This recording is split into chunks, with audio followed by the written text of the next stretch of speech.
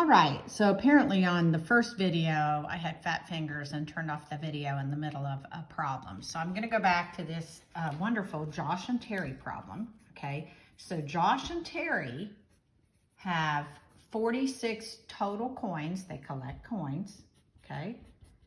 And Josh has 12 more. So I'm just gonna review what was on that one, okay? So Josh has 12 more coins than Terry, but together they equal 46, all right? The question asks, how many coins does Josh have?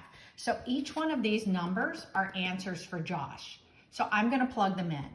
I'm gonna start with C, all right? So let's start with C.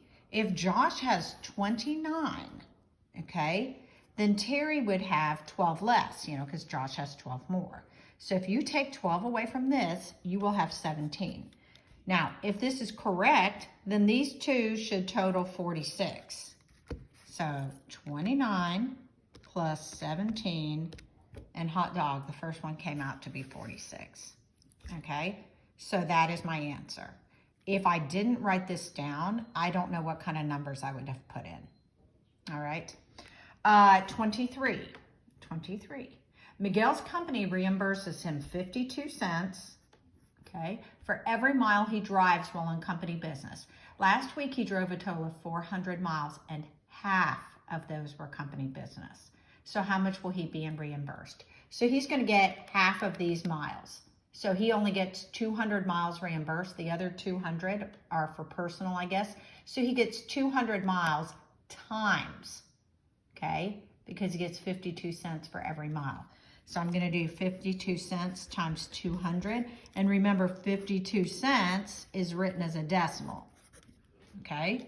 So 52.52 times 200 equals, he should get $104, which is B. Okay, now, this one looks disgusting, so I'm saving it till the end with the geometry problems, okay? This one. So they're asking me to find the sum of all of these letters, okay? What does sum mean? Well, sum means to add things together, all right? So they want me to add these letters together.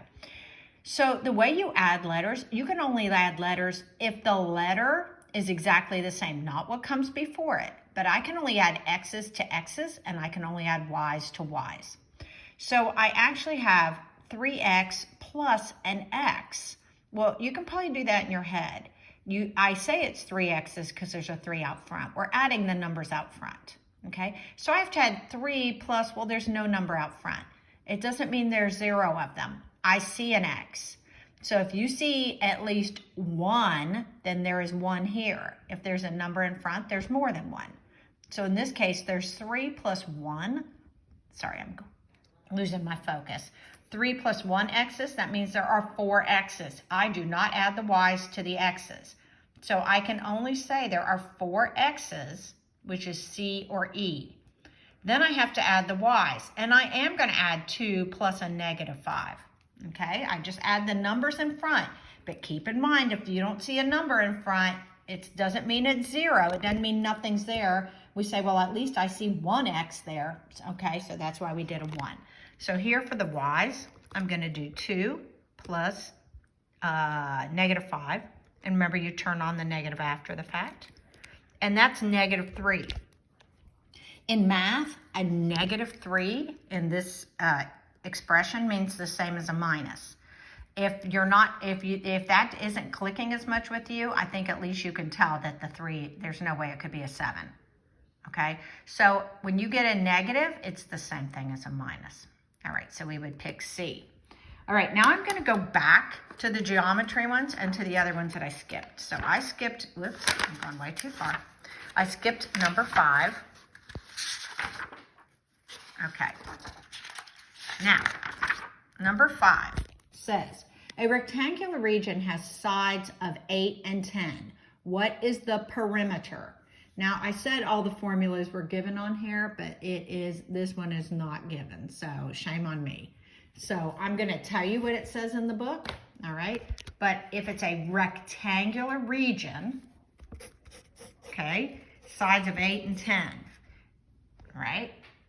It doesn't matter, whoops, try again. It doesn't matter where I put the 8 and the 10, all right? There's an 8 and a 10. Well, what's on the other side? The same thing, because it's a rectangle. What's on the other side? The same thing. So that's my rectangle. Now, if you remember, perimeter just means add all these sides together, okay? If you don't remember, the formula for perimeter that they give you in the front of the book is 2 times the length plus 2 times the width, okay? So now if you think about that, they want you to take the length, okay, the 10 times 2, and add to it the width times 2. Well, that's the same thing as saying add the 2 of these and add the 2 of these. So it doesn't matter how you want to do it. You're going to end up adding all those together. And when you add them all together, which you can do on your own, it's 36. Okay, so that would be E. Now, the next one. The diagram represents the dimensions of a cylindrical storage silo. If the silo already contains 100 cubic feet of grain, what is the minimum whole number of cubic feet of grain that can be added in the silo?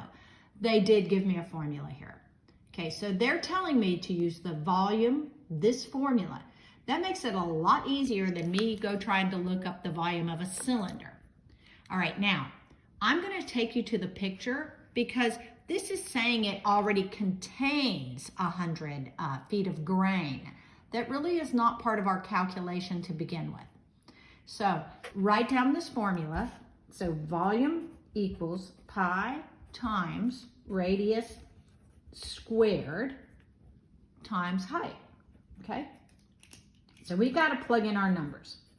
Now, pi is a number, okay? It's just a number that is used in math.